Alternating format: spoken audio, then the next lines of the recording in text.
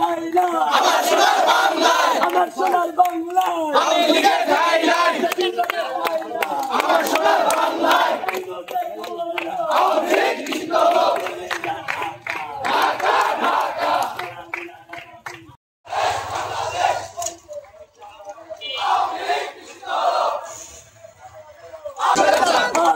হাসিনা এই মুহূর্তে খবর এলো, এই মুহূর্তে খবর এলো, এই মুহূর্তে খবর এলো, আমার সোনার বাংলায় কাশিবাদের ঠাই নাই, আমার সোনার বাংলা আমি নাই আজাদি।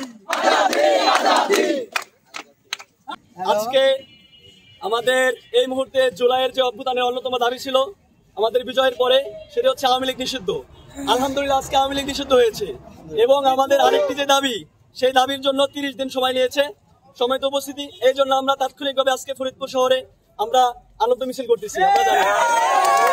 আওয়ামী লীগ সন্ত্রাসী সংগঠন হিসেবে প্রাথমিকভাবে নিষিদ্ধ হয়েছে এবং বিচারিক প্রক্রিয়ার পরে সে পুরোপুরি নিষিদ্ধ হবে বাংলাদেশ থেকে।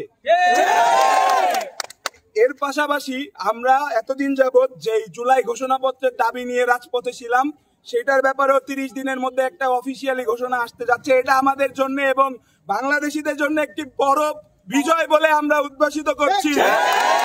যে আওয়ামী লীগ আজকে নিষিদ্ধ হয়েছে, আমরা আনন্দ মিছিল নিয়ে আসতে পারি, কিন্তু আমাদের যে ভাইরা জীবন দিয়েছে এই দেশের জন্য, তাদের জন্য কিন্তু বুকের মধ্যে অনেক আহাজারি রয়েছে আমাদের।